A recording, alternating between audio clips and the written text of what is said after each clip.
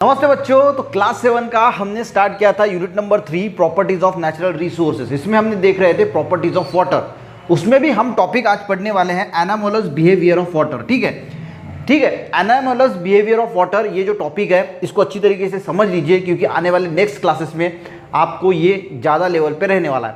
Class 7 के हिसाब से जितना होगा उतना आप जो है इसको ध्यान में रखने की कोशिश करना। देखिए, एनामोलस का मीनिंग क्या होता है? एनामोलस का मीनिंग होता है अनसर्टन। यानी देखिए, कोई रूल्स होते हैं पर कुछ कुछ चीज़ें ऐसी होती है जो रूल्स को फॉलो नहीं करती, उसके अपोजिट जो है वो होती है, उसी को बोला जाता है एनामोलस। अब देखिए, अगर कोई चीज़ है कि अगर मान के चलो कि ये एक बॉल है, ठीक है, ये यहाँ से गिर रहा है, तो ये यहाँ से गिरने के बाद ये ज़मीन पे आएगा, ये रूल है।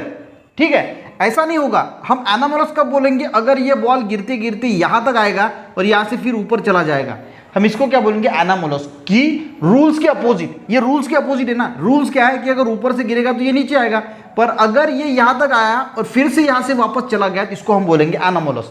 तो वाटर कुछ इस प्रकार का ही एनामोलस जो है वो बिहेवियर यानी उसका जो वर्तन होता है वो शो करता है। कैसे वो देखिए, इसको ना धीरे धीरे और अच्छी तरीके से कॉन्सेंट्रेशन से समझने की कोशिश करना। देखिए, ये मैंने वाटर निकाला, यहाँ का टेम्परेचर है 20 डिग्री सेल्सियस। इसने इतनी स्पेस जो है वो ऑक्यूपाई की है। यहाँ तक क्लियर हो गया बच्चों कि ये पानी है। ये क्या है? पानी है। ठीक है, और ये पानी के मॉलिक्यूल्स है, छोटे छोटे मॉलिक्यूल्स मैंने निकाले अंदर के, ठीक है, जो हमें दिखाई नहीं देते। अब ये दूर दूर है पानी के मॉलिक्यूल। जैसे देखिए, बर्फ होती है, बर्फ में वो कॉम्पैक्ट होते हैं, बिल्कुल कॉम्पैक्ट होते हैं। इसमें जो है वो दूर दूर होते हैं। अगर हम वाटर वेपर की बात करें तो वाटर वेपर में जो है वो बहुत दूर दूर होते हैं, क्योंकि वेपर फॉर्म में वो मॉलिक्यूल बहुत दूर दूर होते हैं। बर्फ में हमें लगते हैं कि वो पास है, पर देखते हैं क्या होता है। ठीक है, अब ये दूर दूर है और इतनी स्पेस जो है वो ऑक्यूपाई कर ली है। क्लियर? अब हम इसको पानी को कर रहे हैं ठंडा, हमने इसको रख दिया फ्रिज में।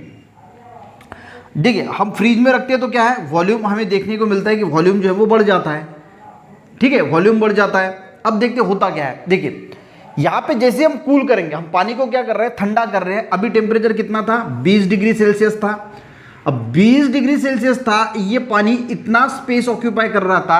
अब जैसे हम इसको ठंडा करेंगे तो ये जो वाटर के मॉलिक्यूल्स है ये पहले से थोड़ा नज़दीक आने की कोशिश करेंगे, थोड़ा नज़दीक आएंगे। समझ में आ रहा है आपको? अभी ये जो है वो दूर दूर थे, अभी ये नज़दीक आना शुरू हो जाएंगे और पानी जो है वो कॉन्ट्रैक्ट होना शुरू होगा, यानी सिकुड़ेगा। अब ये पानी जो है पहले इतनी स्पेस ऑक्यूपाई कर ली थी, अब इतनी स्पेस ऑक्यूपाई करेगा और ये सिकुड़ जाएगा और सिकुड़ के कुछ ऐसा हो जाएगा। पर ये कब तक ऐसा होगा ये भी आपको ध्यान में रखना है। ये होगा 4 डिग्री सेल्सियस, यानी 20 डिग्री सेल्सियस से ये जब 0 डिग्री सेल्सियस आएगा तो पानी ठंडा होगा और ये 0 डिग्री सेल्सियस पे सबसे ज़्यादा सिकुड़ जाएगा, सबसे ज़्यादा वो मॉलिक्यूल जो है वो पास आ जाएंगे। क्लियर हो गया? फिर से बताता हूँ, ये जैसे जैसे हम इसका टेम्परेचर कम करते जाएंगे, इसको कूल करते जाएंगे, तो ये 4 डिग्री सेल्सियस पे जब आएगा तब इसका सिकुड़ना सबसे ज़्यादा रहेगा और मॉलिक्यूल सबसे पास रहेंगे। डेंसिटी का मीनिंग क्या होता है? क्राउडेडनेस, यानी जितनी ज़्यादा गर्दी उसको हम बोलेंगे कि हायर डेंसिटी, और जितनी कम गर्दी उसको हम बोलेंगे कि डेंसिटी कम है। ठीक है, अब यहाँ पे डेंसिटी क्या है? ये पास हो गए ना सब मॉलिक्यूल और ये सिकुड़ गया, तो इसकी डेंसिटी कैसी होगी? हायर हो गई, ज़्यादा हो गई 4 डिग्री सेल्सियस पे। और वॉल्यूम क्या हो गया? इसका वॉल्यूम बड़ा था, इसका वॉल्यूम कम हो गया। अब बुक पढ़ोगे ना तो दिमाग का दही हो जाएगा। ठीक है, समझ में नहीं आएगा जल्दी, पर ऐसा सोचिए, ये समझ लेना और उसके बाद 2-3 बार पढ़ना, आपको समझ में आ जाएगा कि एनामोलस बिहेवियर क्या है।